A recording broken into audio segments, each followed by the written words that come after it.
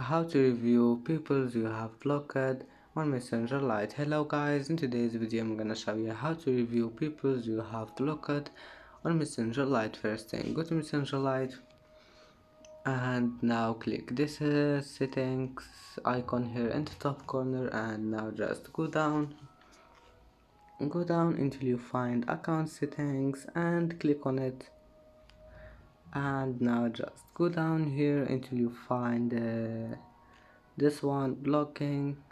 Click on it, and here you can find blocked users, and I don't have any blocked users, that's why there is nothing here.